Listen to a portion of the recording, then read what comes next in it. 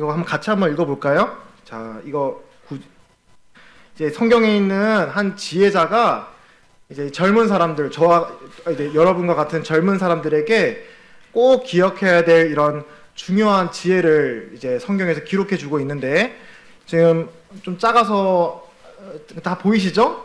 이제 젊으시니까. 자, 그러면 같이 이 PPT에 보이는 구절 함께 읽어보도록 하겠습니다. 시작.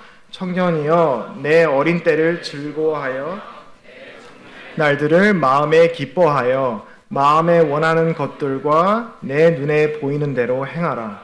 그러나 하나님이 이 모든 일로 말미암아 너를 심판하실 줄 알라.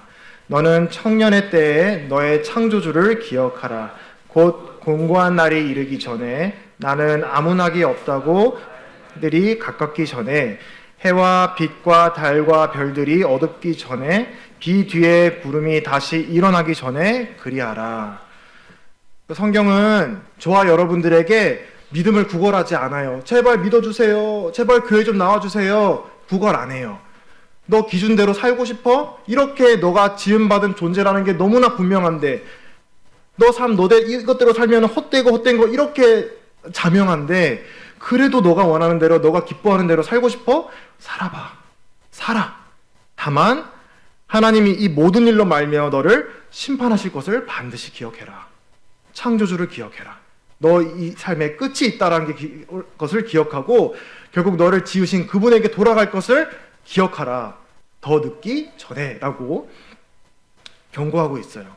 우리는 이 경고를 가볍게 대해서는 안 될 것입니다.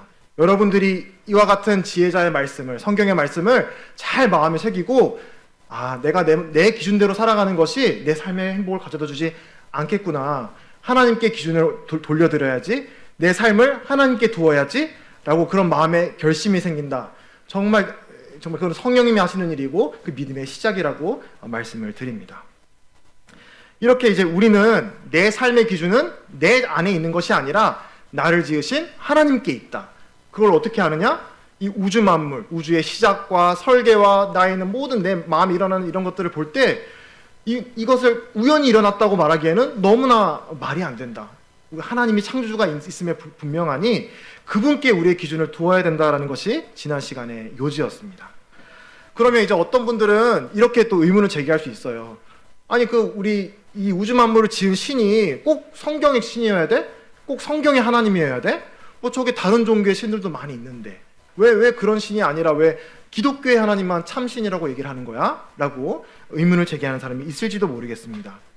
근데 이제 그에 대한 대답은 많은 측면에서 그에 대한 대답을 할 수 있겠지만, 기독교에서 답이라고 말하는 게 아니에요. 기독교에서 답이라고 말하는 게 아닙니다. 이 성경에서 계시된 하나님이 참이라고 확증되었기 때문에, 입증되었기 때문에 여러분들에게 이 여기서 계시된 하나님은 믿을 만한 분입니다. 입증된 하나님입니다. 입증된 하나님의 책입니다라고 여러분들에게 소개하는 거예요. 순서가 바뀐 거예요. 기독교니까 기독교 무조건 참이니까 우리 따라와가 아니라 이 성경이 참인 것이 입증이 되다 보니까, 그럼 여기서 말씀하시는, 여기서 나타난 하나님이 참 하나님이겠구나. 우리가 이 지성을 가지고 우주 만물과 나를 바라볼 때 우리가 생각하게 되는, 추구하게 되는, 찾게 되는 그 창조주가 여기 나오는 성경의 하나님과 일치하신 하나님이네, 딱 맞아 떨어지는 하나님이네 라는 것을 발견하게 되었기 때문에 우리는 이 성경이 참이라고 말씀을 드리는 것입니다. 이 성경은 하나님을 만나는 가장 확실한 수단입니다. 그리고 이 성경을 통해서 살아있는 하나님과 인격적으로 만날 수 있습니다. 이 하나님의 말씀 밖에서는 우리가 그렇게 할 수가 없어요. 매우 힘듭니다. 하나님의 우주 만물을 통해 그분의 거룩한 영원하신 신성과 능력을 드러내셨지만, 가장 정확한 것은 바로 이 성경. 이 성경을 통해서 하나님은 그분이 어떠신 분인지를, 그리고 이 성경이 참이라는 것을 우리 역사 가운데 입증하셨습니다. 그래서 저는 성경을 입증의 책이라고 참 말하고 싶어요. 이 성경은 입증의 책이다. 입증의 책. 하나님은 성경에서 말씀하시기를, 정말 내가 창조주, 나를 만든 사람이 너무나 궁금해. 나를 만드는 그 창조주의 뜻대로 내가 살고 싶어. 나 구원 받고 싶어. 나 정말 이렇게 옳은 삶을 사는 거 내가 내 힘으로 해보니까 안 돼. 나를 지은 하나님만이 이거 해결책을 줄 수 있어. 그거 알겠어. 믿어. 하나님 나 만나줬으면 좋겠어 하고 하나님을 간절히 찾는 사람들, 그분을 추구하는 사람들을 하나님이 문전박대하시고 꼭꼭 숨어라, 머리카락 보일라, 숨바꼭질 하시는 하나님이 아니라고 말씀을 하세요. 성경에서 계시되 하나님은 겸손한 자세로 하나님을 찾는 자들에게 두드리는 자에게는 열어주시는 분, 찾는 자에게는 찾아주시는 분이 바로 하나님이라고 말씀을 하십니다. 여기 이제 사진 보이시죠? 너무 예쁘지 않아요? 저는 이 사진 보면서 진짜 예쁘다, 색깔이 참 예쁘다 이런 생각이 들었는데, 이제 이게 뭐냐면은 어떤 분이 이제 성경이 이제 구약과 신약으로 되어 있잖아요. 이 66권으로 되어 있는 구약과 신약의 성경에 있는 모든 예언들이 있습니다.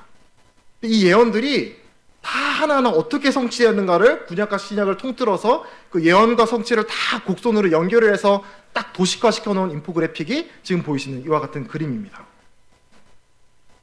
놀랍지 않나요?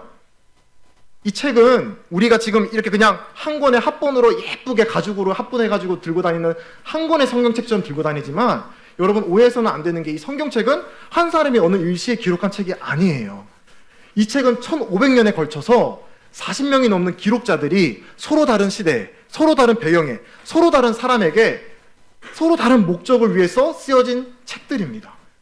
근데 이렇게 서로 다르게, 다 각자 다르게 쓰였던 이 책들이 마치 한 사람이 짜놓은 것처럼 기가 막히게 예언한 것들이 다 성취가 되는 것을, 수백 년, 수천 년에 걸쳐서 그것들이 다 예언대로 성취되는 것들을 발견하게 되는 거예요. 이 어마어마한 양의 예언들이 있는데, 딱 메시아, 예수님에 대한, 예수 그리스도에 대한 예언만 해도 300개가 넘다고 하거든요.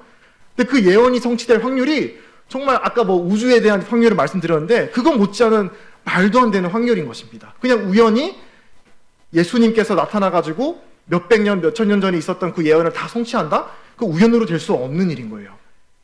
예수님은 하나님이 보내신 그리스도이셨기 때문에 그 300개가 넘는 그 하나님의 구약의 예언들을 하나하나 다 성취하셨고, 또 남아있는 예언들을 성취하실 것이다 라고 성경은 약속하고 있습니다. 그래서 이 수천 년 동안 사람들이 얼마나 이 하나님과 예수님을 미워했으면 이 책을 없애려고 정말 많이 노력을 했어요. 불태 없애려고, 사람들로부터 이걸 씻어내려고 그러고, 사람들에게 뺏어내려고 그러고, 정말 많이 노력을 했지만, 그리고 과학자들이, 그리고 똑똑한 사람들이 이 책의 오류를, 뭔가 모순을 찾아내려고 열심히 연구해가지고 단 하나의 오류도 있으면 이거는 완벽한 신이 만든 게 아니다라는 게 입증이 되잖아요. 이 책은 완벽해야 돼요. 입증된 책이 되기 위해서는 우리를 지은 천지 만물을 지으신 전지전능 하나님이 만약에 이 책을 통해 우리에게 계시하셨단 말이 참이 되기 위해서는 이 책이 100% 참여해야 돼요. 99.999% 참여도 안 돼요. 하나님이 그런 분이라고 말씀하셨기 때문에. 그런데 역사 가운데 단 한 사람도 이 성경책이 거짓이라고 증명해낸 사람이 한 사람도 없습니다. 그래서 지금 이제 역대 전 세계 베스트셀러가 성경책 아닙니까? 가장 믿든지 믿지 않는지 가장 사람들이 많이 보는, 가장 사람들에게 권위 있게 영향을 끼치는 책이 이 성경책입니다. 그래서 이 성경을 통해서 우리는 하나님, 살아있는 창조주와 만날 수 있는 거, 하나님이 우리에게 어떻게 나타내신다? 성경을 통해서, 말씀을 통해서, 예언과 성취를 통해서 우리에게 나타내셨다라고 성경은 확고하게 말씀을 해주고 있어요. 그래서 우리가 구원의 문제에 있어서도 나의 감정의 문제에서 너무 이렇게 하는데, 감정의 문제도 물론 중요한 문제입니다만 더 중요한 것은 이게 참이면 내 구원도 참인 거예요. 나의 감정이 어떻냐가 나의 구원을 결정하는 게 아니라 하나님이 예언한 대로 나의 구원을 위한 모든 기반을 닦아 놓았다는 말이 참이라고 증명이 된다면, 나의 감정이 어떤지 간에, 내 삶이 좀 연약한 부분이 어떤 게 있든지 간에 그거와 상관없이 하나님이 그렇게 하겠다고 예언한 하나님의 예언에 따라서 내가 구원을 보증받는다라는 믿음을 우리가 가질 수 있는 겁니다. 우리 이번에 이제 제목이 믿음에서 확신으로잖아요. 믿음과 확신은 다른 거예요. 완전히 구별된 것은 아니지만 믿음은 단 한 번에 하나님께서 의롭다 여김을 받는 그 믿음의 시작점을 저는 말씀을 드린 거고, 확신은 자라가는 거예요. 우리가 믿음의 여정 가운데 쭉 살아가면서 믿음이 흔들릴 때가 없을까요? 의구심이 들 때가 없을까요? 있어요. 흔들릴 때가 있어요. 그렇지만 우리의 믿음이 완전한 구원의 보증이 되는 이유가 뭐냐? 내 믿음이 100%여서, 내 확신이 100%여서 아니에요. 그 믿음의 기초가 되는 하나님의 예언, 하나님의 말씀, 하나님의 구원의 기초가 되는 예수님이 완전하시기 때문에 우리 구원이 완전하다. 우리가 구원이 안전하다라고 말씀드리는 것입니다. 이렇게 이제 수많은 예언들의 예언과 성취가 반복이 되어 왔는데, 이제 베드로라고 하는 예수님을 따랐던 한 제자가 이 예언, 이 오래적부터 이어졌던 이 성경을 통해 드려진 예언의 이 핵심, 목적, 요지, 이거를 너무나 간단하게 잘 설명을 했어요. 좀 번거롭지만 한 번 더 같이 읽어주시면 감사드립니다. 한번 여기 있는 9절부터, 베드로전서 1장 9절부터 12절을 새 번역으로 올려놨는데 같이 읽어보겠습니다. 시작. 여러분은 믿음의 목표, 곧 여러분의 영혼의 구원을 받고 있는 것입니다. 예언자들은 이 구원을 자세히 살피고 연구하였습니다. 여러분이 받을 은혜를 예언하였습니다. 누구에게 또는 어느 때에 이런 일이 일어날 것인지를 그들이 연구할 때에 그들 안에 계신 그리스도의 영이 그리스도에게 닥칠 고난과 그 뒤에 올 영광을 미리 증언하여 드러내 주셨습니다. 예언자들은 자기들이 섬긴 그 일들이 자기들을 위한 것이 아니라 여러분을 위한 것임을 계시로 알게 되었습니다. 이 일들은 하늘로부터 보내신 성령을 힘입어서 여러분에게 복음을 전한 사람들이 이제 여러분에게 선포한 것입니다. 그 일들은 천사들도 보고 싶어 하는 것입니다. 네, 감사합니다. 여기에 베드로는 우리가 무겁게 들겨야 하는 이 성경책을 딱 이 포함되는 모든 예언을 한 표현으로 요약한다. 그리스도에게 닥칠 고난과 그 뒤에 올 영광이라고 요약을 했습니다. 너무나 잘 요약을 했어요. 정말 그렇습니다. 그래서 열심히 성경책 보시면서 그 안에 담겨있는 이 그리스도의 이 고난과 영광, 부활과 그리스도의 죽으심과 부활을 이 성경을 통해서 우리가 깨닫지 못하면 성경이 기록된 그 본 취지를 우리가 이해하지 못하고 있는 거예요. 하나님이 왜 이 예언을 주셨냐? 그리스도의 죽으심과 부활을 우리로 하여금 빼앗게 하시도록. 그리고 그게 누구를 위한 것이다? 여러분의 영혼의 구원을 위한 것이다. 아까 1500년 동안 40명의 기자들이 다 다른 문화권에서 다른 국가의 사람들이 썼다라고 얘기 드렸는데, 이 성경책이 우리가 가볍게 그래 입증된 책이네, 완벽한 책이네, 좋은 책이네, 근데 나랑 무슨 상관? 상관이 있다라는 거예요. 그 시대에 그 사람만을 위한 책이 아니라 이 수많은 예언과 성취가 증거하는 게 무엇이냐? 이 인류에 있는 모든 사람들, 하나님의 기준, 하나님과 인격적인 관계를 만나기 위해 우리가 갖춰야 될 우리의 창조의 그 목적 본연의 기준, 거기에 우리가 동떨어져 있거든요. 우리 힘으로 그 기준에 맞출 수가 없거든요. 그 우리를 하나님의 기준에 맞추기 위해서 하나님이 하신 일이 뭐냐면 그리스도의 죽으심과 부활인 것입니다. 하나님이 우리의 믿음이 얼마나 장성한지를 보고 우리를 구원하셨다는 게 아니라 그리스도의 닥칠 고난과 그 영광, 그거를 통해서 우리의 영혼이 구원받는다라고 말씀을 하세요.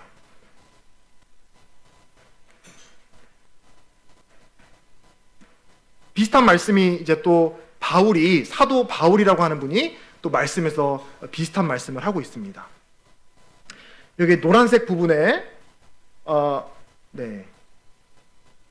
1절부터 5절까지를 제가 한번 읽어보겠습니다. 한번 눈으로 따라서 읽어주세요. 형제자매 여러분, 내가 여러분에게 전한 복음을 일깨워 드립니다. 여러분은 그 복음을 전해받았으며 또한 그 안에 서 있습니다. 내가 여러분에게 복음으로 전해드린 말씀을 헛되이 믿지 않고 그것을 굳게 잡고 있으면 그 복음을 통하여 여러분도 구원을 얻을 것입니다. 나도 전해받은 중요한 것을 여러분에게 전해드렸습니다. 그것은 곧 그리스도께서 성경대로 우리 죄를 위하여 죽으셨다는 것과 무덤에 묻히셨다는 것과 성경대로 사흘날에 살아나셨다는 것과 게바에게 나타나시고 다음에 12제자에게 나타났다고 하는 것입니다. 이 사도들이 전했던 복음의 그 중심에는 그리스도의 죽음과 부활이 있었고, 그 그리스도의 죽음과 부활은 여기 말한 것처럼 성경대로, 많이 반복하죠? 성경대로 죽으시고 성경대로 살아나시고 성경대로 그 예수님이 이 땅에 우리를 구원하기 위해 죽으시고 부활하신 사건은 그냥 어쩌다 우연히 일어난 그런 사건이 아니었습니다.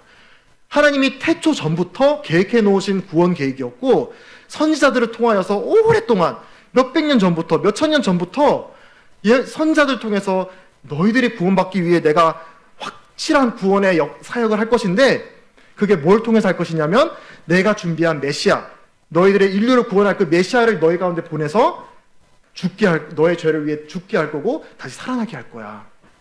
그래서 이제 바울은 이제 이 믿는 성도들에게 이렇게 일구해 주고 있는 거예요. 새로운 어떤 복음의 정보를 막 주면서 이렇게 하는 것이 아니라 여러분이 이미 알고 있는 그 복음, 여러분이 서 있는 그 복음, 그 변하지 않았어요.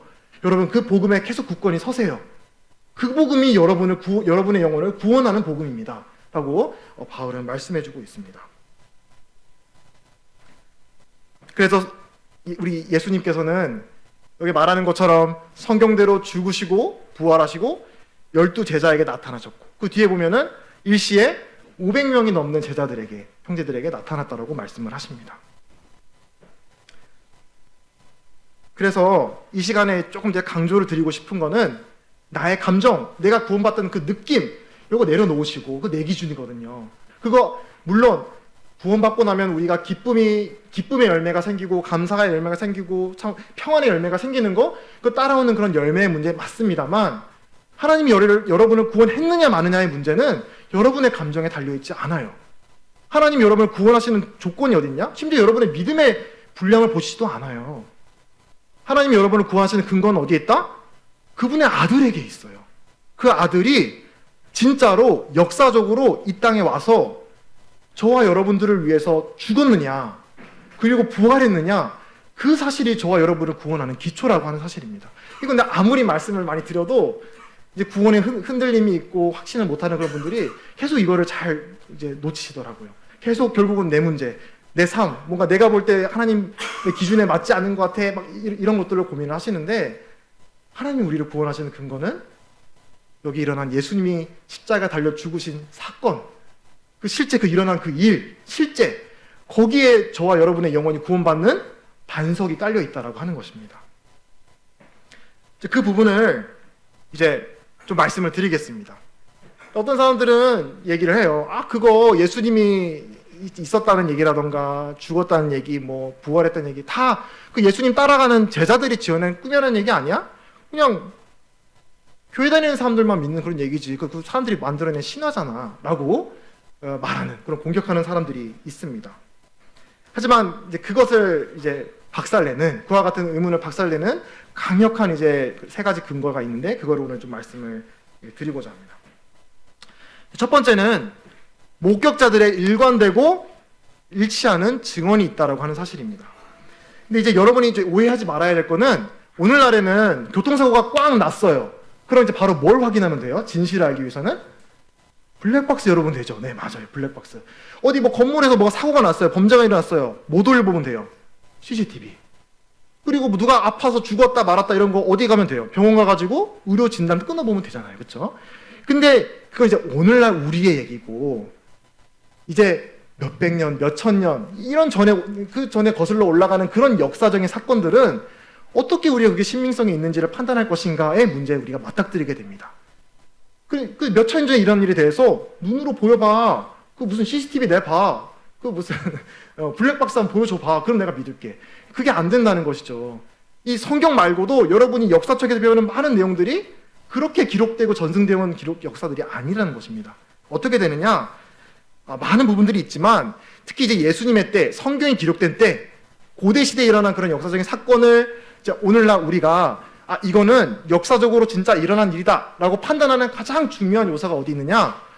목격자의 진술이에요. 목격자의 진술이 가장 중요합니다. 그 목격자들이 뭐 한 명일 수도 있고 여러 명일 수도 있죠. 근데 이 목격자들 여러 사람이 있으면 그것들을 다 종합을 하는 겁니다. 그리고 목격자들의 진술이 얼마나 일관이 되고 얼마나 서로 일치가 되고 모순되지 않는지를 확인하는 것입니다. 왜냐하면 어떤 사건이 일어났다고 거짓말을 치는 사람이 있을 수가 있잖아요. 거짓 증언이. 근데 거짓 증언하는 사람들은 반드시 그 서로 하는 주장에 모순이 생기고 불일치가 생기게 마련입니다.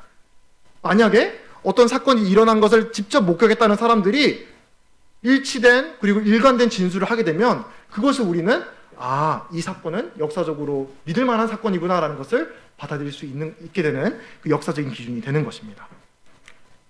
그럼 성경은, 신약 성경은 예수님의 그 죽으심과 부활을 기록한 신약 성경, 그 제자들의 증언, 이것들은 얼마만큼의 그 근거들로 서포팅이 되어 있느냐? 다른 어떤 이제 우리가 말하는 서양의 역사에 있는 그런 사료들보다 너무나 많은 근거들로 서포팅이 되어 있다라고 말씀드릴 수 있습니다. 그 이제 서양의 고대 역사사본 가운데 정말 권위 있는 그 이제 사료로 여겨지는 게 플라톤 아시죠? 플라톤, 철학자 플라톤.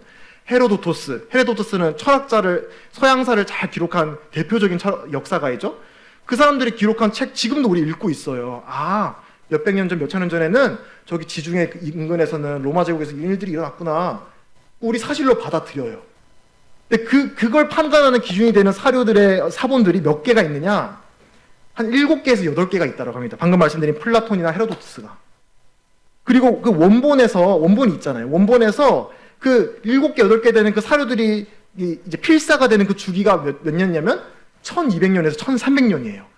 그러니까 한창 뒤에 또 원본으로부터 필사가 되는 것입니다. 그게 이제 한 가지고요. 또 한 가지는 이제 그리스의 그 역사를 가장 정확하게 잘 담고 있다고 알려지는 호모의 일리아다라고 하는 역사서가 있는데 이거는 몇 개의 사본이 있냐면 643개의 사본이 있다고 알려져 있습니다. 아까보다 좀 더 많죠. 643개.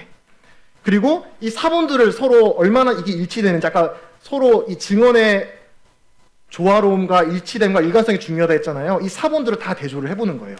정확도가 95%예요. 그리고 원본에서 그 사본들이 기록된 주기도 한 500년 정도밖에 안 됩니다. 그러니까 이 호모 일리아다 같은 경우는 굉장히 정확하고 굉장히 많은 역사적인 이제 근거들을 가지고 있는 역사서가 되는 것입니다. 그럼 이제 예수님의 죽으심과 부활을 이제 증언하고 있는 신약 성경이 사본이 몇 개가 되느냐? 5,600개가 됩니다. 앞에 있는 우리 학교에서 배우는 역사 교과서에서 서포팅되는 그 숫자보다 비교할 수 없을 만큼의 사본들이 존재하고 있는 거예요. 사본의 정확도, 서로 사본들을 비교해 보니까 정확도가 몇 프로? 99.5%가 일치를 합니다. 그 0.5%도 어디에 차이가 있느냐?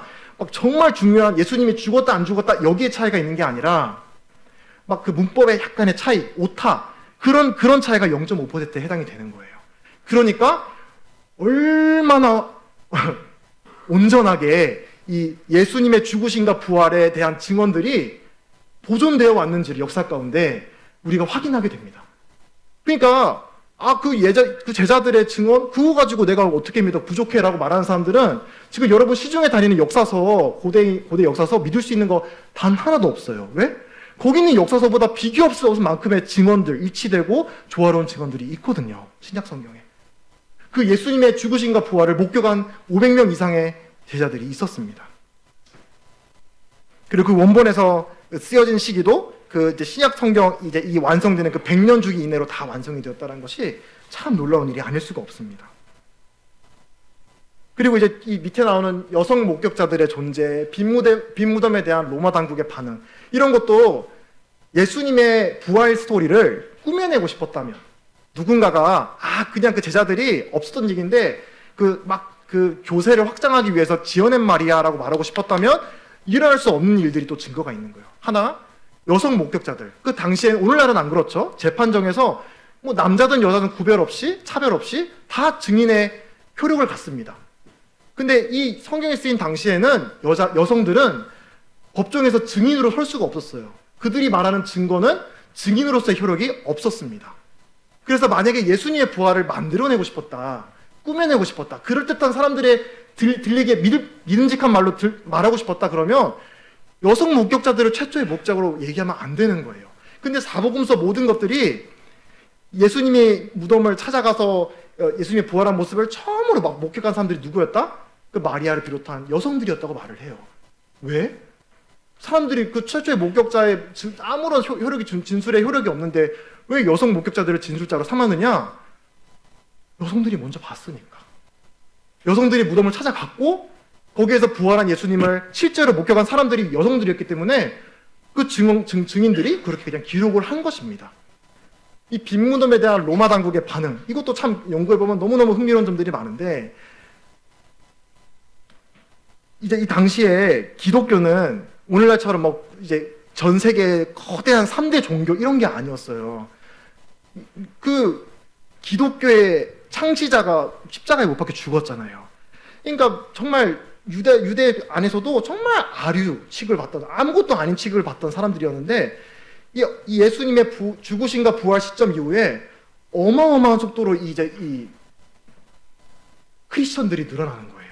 예수님을 믿겠다고 회심하는 사람들이 늘어나는 것입니다. 대표적으로 기록된 사건이 사도행전에 이제 예수님의 부활 승천 이후에 50일 이후에 오순절 사건이 일어나고 예루살렘에서 예수님이 부활했다는 증거를 이제 베드로가 하니까 하루에 몇 명이 구원받았다고 얘기하나요? 3,000명의 유대인들이 한 번에 회심하고 침례를 받는 사건이 일어납니다. 그 스타팅 포인트예요. 그리고 나서 무시무시한 속도로 이제 이 기독교가 확산이 되거든요. 그리고 500년이 안 되는 시간 안에 로마 제국을 먹습니다. 그 당대의 가장 최강의 제국이었던 로마 제국의 국교로 인정을 받아요. 처음에는 그 창시자가 로마 제국 위에서 못 박아 죽었잖아요. 500년이 안 되는 시간 안에 로마의 국교로 기독교가 승인되게 됩니다. 그러니까 이제 유대 종교 지도자들이나 이제 로마 당국자들 입장에서는 얼마나 곤혹스럽겠어요. 자기들이 이제 이 예수라는 인물을 죽였는데 이분이 부활했다는 걸 보았다라고 막 믿고 그게 막 500명이 넘는 사람들이 서로 일치가 되고 다 정말 신빙성이 있는 그런 증거들을 나누게 되니까 폭발적으로 믿는 사람들이 늘어나는 겁니다. 그럼 이제 이 로마 당국 입장에서 예수님의 부활 사건이 거짓이었다면 그거를 이런 막 폭발적으로 늘어나는 이 기독교의 교세를 꺾을 수 있는 아주 쉬운 방법이 하나가 있어요. 그게 뭐냐? 무덤을 열면 돼요. 무덤을 열어가지고 시신을 보여주면 됩니다. 왜? 당시에 로마 당국이나 유대 지도자들이 그 시대 그 나라에 갑이었거든요. 그걸 할 수 있는 모든 능력과 재원이 있었습니다.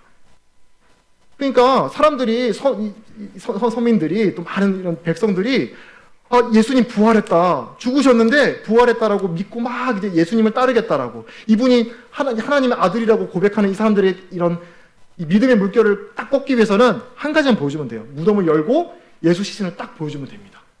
근데 그렇게 하지 못했다라고 하는 것이죠. 너무나 쉬운 방법이 있는데 왜 그랬을까? 왜 그랬을까를 또 이제 안 믿는 사람들은 이상한 얘기들을 꺼냅니다. 집단 환각에 걸렸다, 최면에 걸렸다, 서로 뭐 어떻게 됐다, 저렇게 됐다.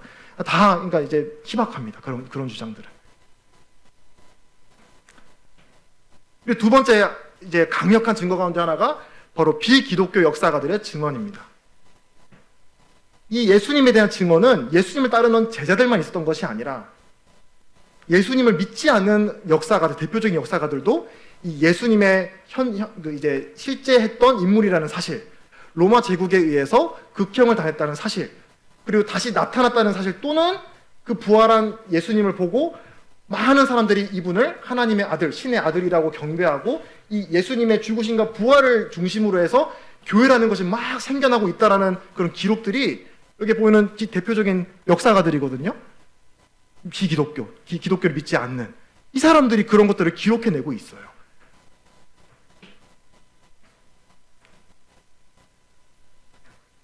세 번째로는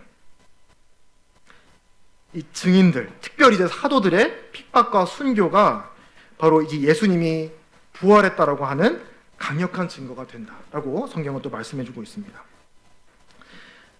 이 기독교는 말씀드렸다시피 한 유다 나라의 시골, 우리나라는 사실 이것도 비교도 안 돼요. 아주 시골 청년, 나사리라고 하는 시골 청년, 예수라고 하는 목수 청년과 그리고 그를 따르는 뭐 세리, 어부들, 이런 젊은이들, 이런 사람들이 막 이제 시작한 그런 하나의 유대교의 아류 정도로 취급받던, 우리말로는 이제 사이비죠, 사이비. 유대교 사이비로 취급받았던 게 이 그리스도를 믿는 신앙이었습니다. 기독교였습니다. 다시 말해서 예수님이 하나님의 아들이다, 나는 예수님을 따른다, 나는 그리스도인이다. 우리 요즘에 교회 다니는 사람을 멸칭하는 그런 단어들이 있잖아요. 제가 여기서 말하기 좀 그렇지만 무슨 독교, 무슨 쟁이, 이런 말들이 있지 않습니까? 이 그리스도인이 그런 말들이었어요. 그리스도를 따라다니는 사람들. 이 그리스도인이 된다는 거에 그 어떤 사회적인 그런 메리트가 없었어요. 예수님을 믿어가지고 내가 이득을 보는 게 하나도 없었다고요.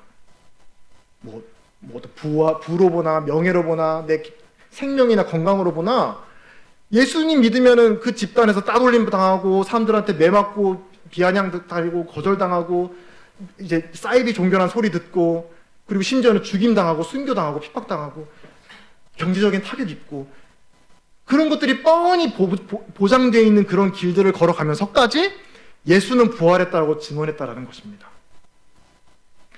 이 예수님을 따르는 12제자들이 얼마나 형편없는 사람들이었냐면 그걸 기록한 사복음서에서 다 기록을 하고 있어요. 예수님의 최측근인 제자들이잖아요. 그럼 우리 인간 역사가들은, 우리 세속적인 역사가들은 이제 주인공은, 그리고 주인공 주변에 있는 사람들은 나쁜 얘기 안 쓰잖아요.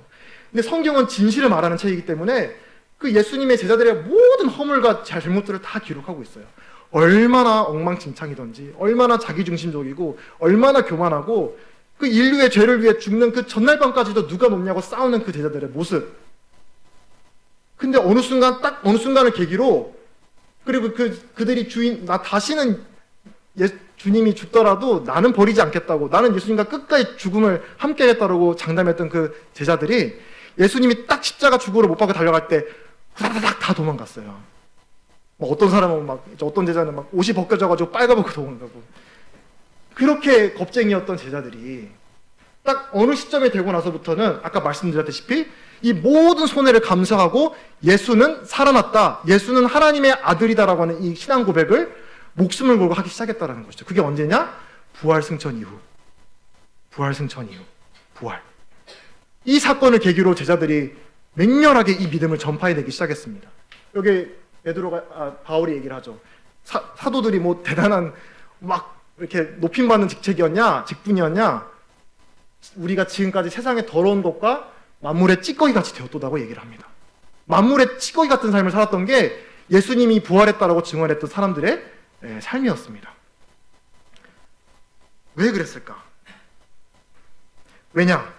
예수께 속한 사람은 죽음을 이기는 영원한 부활의 생명을 덧입게 된다는 말이 입증이 되었기 때문에, 아까 이게 성경의 입증의 체계라고 말씀을 드렸죠.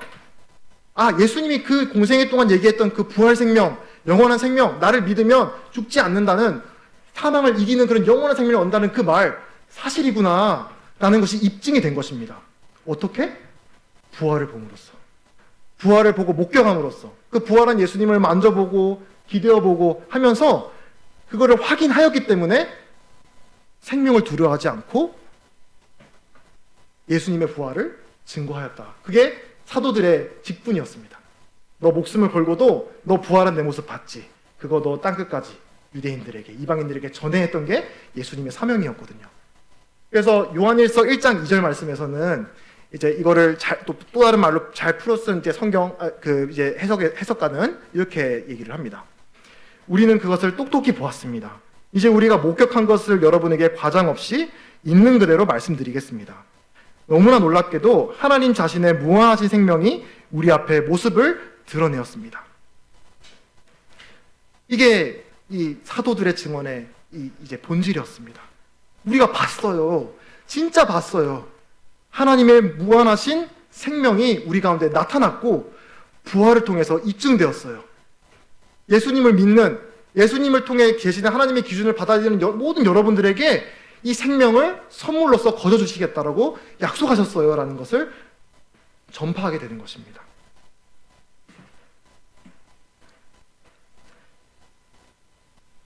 그래서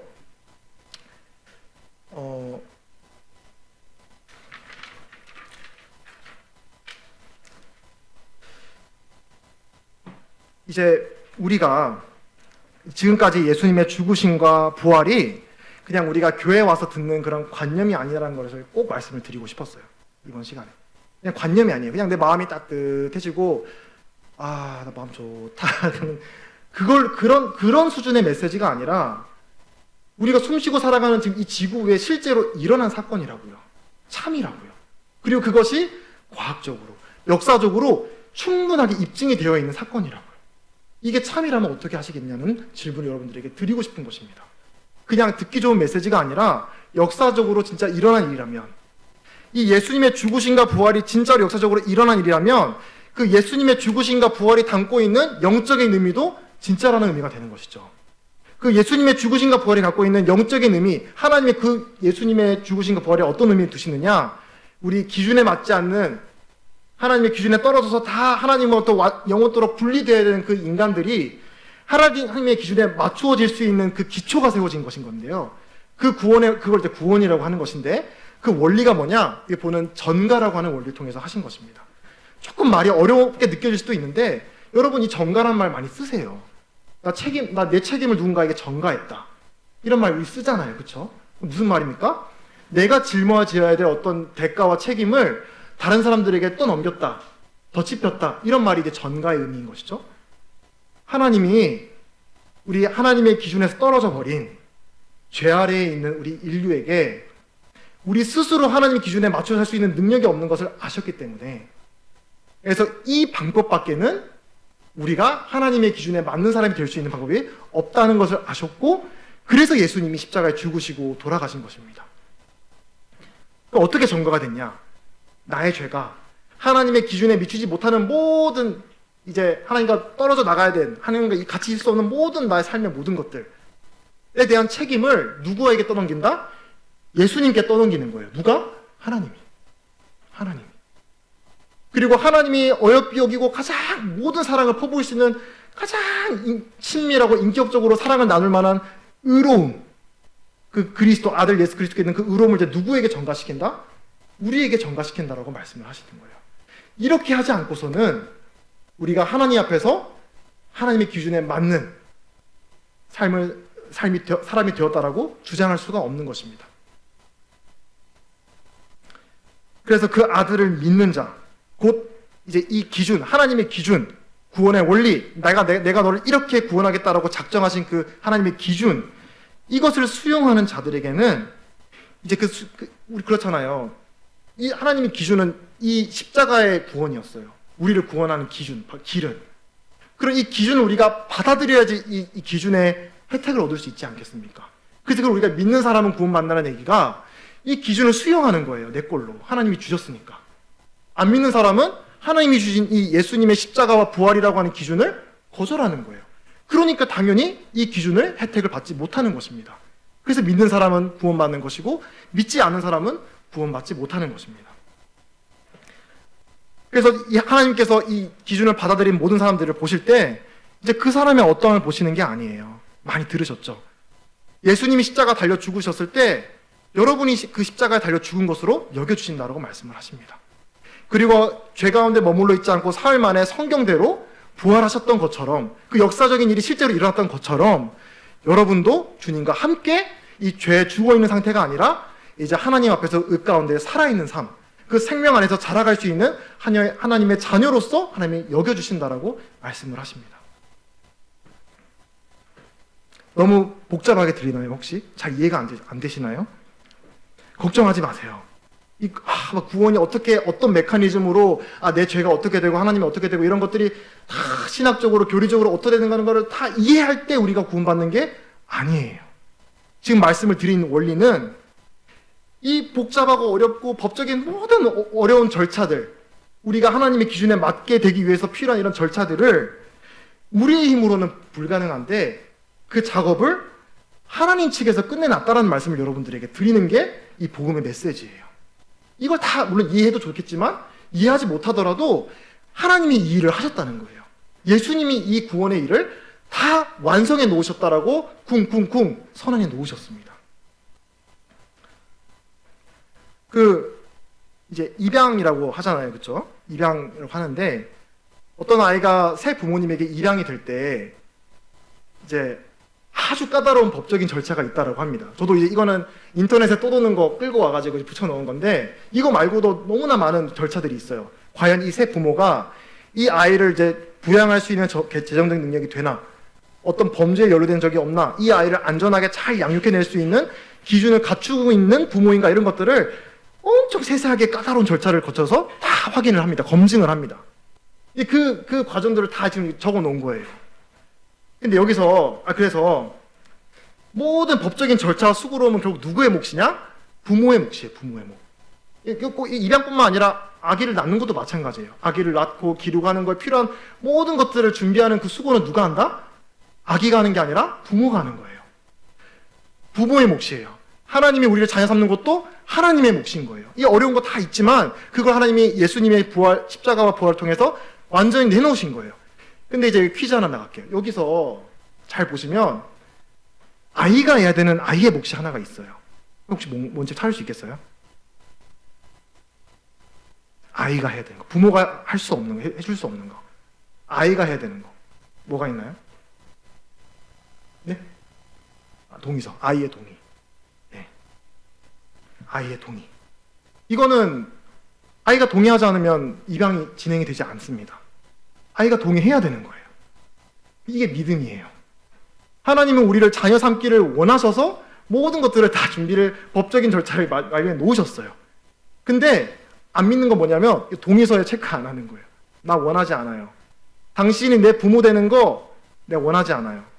당신은 나의 좋은 부모가 된다는 걸 잘 모르겠어요 라고 체크를 하지 않는 거예요. 믿는 사람은 누구냐? 보니까 이분이 내 아버지가 된다면 나를 가장 사랑해 줄 수 있겠구나. 나를 가장 안전하게 보호해 줄 수 있겠구나. 내 삶이 행복해질 수 있겠구나라는 걸 믿음과 확신이 드니까 동의에 체크를 하지 않겠습니까? 그게 우리가 하나님이 주신 복음을 믿는다라고 하는 의미입니다.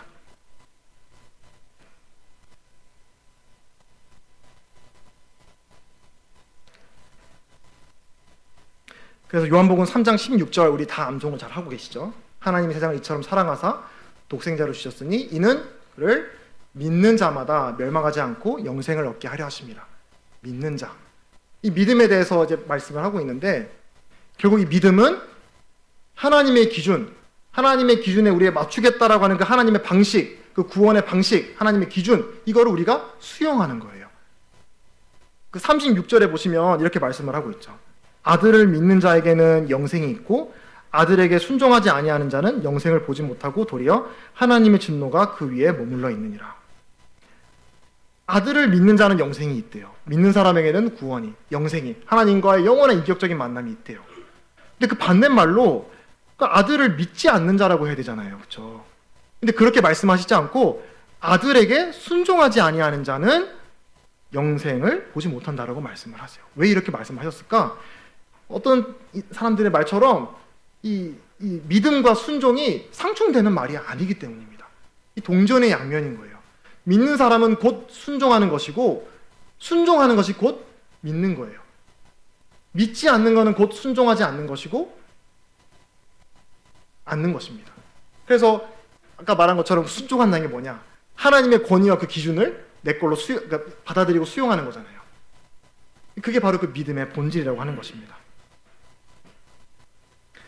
그래서 이번 복음 집회 첫 번째 시간, 두 번째 시간을 통해서 여러분들에게 좀 특히나 평소보다 제가 더 많이 어떤 저도 잘 모르지만 과학, 역사 이런 것들을 여러분들에게 자료를 충분히 드리면서 우리가 믿는 이 성경이 전하는 이 복음의 메시지, 여기서 중심 인물인 예수 그리스도라고 하는 인물이 그냥 어떤 관념, 우리의 그냥 어떤 만들어낸 이상적인 인물이 아니라 입증이 되고 과학적으로, 역사적으로, 또 우리의 도덕적으로, 양심성에서 다 확증될 수 있는 우리 실제와 연결되어 있는 신앙이다라는 것을 여러분들에게 말씀을 드렸습니다. 근데 이 많은 믿기에 충분한 근거들을 제시하지만 또 믿지 않은 사람들이 있어요. 왜 안 믿을까? 믿을 수 있는 근거가 부족해서일까? 근데 그 이유를 또 여기서 믿는 자, 이제 요한복음 3장 16절 이어지는 말씀에서 17절부터 잘 말씀을 해주고 있는데 한번 읽어보겠습니다. 하나님이 그 아들을 세상에 보내신 것은 세상을 심판하려 하심이 아니요 그로 말미암아 세상이 구원을 받게 하려 하심이라. 그를 믿는 자는 심판을 받지 아니하는 것이요 믿지 아니하는 자는 하나님의 독생자 이름을 믿지 아니하므로 벌써 심판을 받은 것이니라. 주목하십시오. 19절 그 정죄는 이것이니 곧 빛이 세상에 왔을 때 사람들이 자기 행위가 악함으로 빛보다 어둠을 더 사랑한 것이니라. 이제 문제는 내가 너무나 이성적이고 지적이고 어떤 정말 내가 믿을 수 있는 근거가 있으면 내가 이제 믿겠다, 그 문제가 아니라는 거예요. 그건 이미 주어져 있는데 그래도 안 믿는 사람이 있는 거예요. 있어요. 성경이 참이면 믿겠습니까? 라는 말에 아니요 라고 대답하는 사람들이 있습니다. 그 이유가 어디 있느냐? 참 너무나 안타깝지만 빛보다 어둠을 더 사랑하기 때문에. 그 하나님의 내 삶에 진짜 참 행복이고 만족이 뭔지를 받아들이지 못하고 그냥 잠깐 내가 즐기며 살아가는 내 방식이 더 좋으니까 내 삶에 관여하지 마세요. 나는 지금의 모습대로가 좋아요. 이런 선택을 하기 때문에 믿지 않는다라고 말씀을 합니다. 오늘 여기 있는 학생들이 계속 경고로 끝나는데 이렇게 안 되기를 바라는 거예요. 이미 정죄가 그렇게 믿지 않은 사람들에게는 이미 정죄가 임했다라고 말씀을 합니다. 아들을 믿지 않는 자에게는 이미 정죄가 임했습니다. 여러분이 이미 빛 가운데 없기 때문에, 어둠 가운데 있기 때문에 여러분이 이미 정죄가 있다라고 말씀을 하고 계십니다. 여기에 있는 학생분들 그 누구도 하나님이 우리에게 비추시는 그 예수님의 십자가 부활의 빛의 복음을 받아들이고 이제 그 기준을 나의 구원의 기준으로 삼는 학생분들이 되시면 좋겠습니다. 네, 기도하고 마치도록 하겠습니다. 아버지 하나님, 오늘 두 번째 시간에는 우리 예수님의 죽으심과 부활에 대하여서 살펴보았습니다. 하나님, 우리 학생들에게 예수님의 죽으심과 부활이 내 영혼의 구원에 위한 것이라는 것을 보고 믿을 수 있는 믿음의 눈을 뜨게 해주시기를 기도를 드립니다. 이어지는 세 번째 시간도 주님께 의탁을 드리며 이 모든 것 예수님의 이름으로 기도했습니다. 아멘.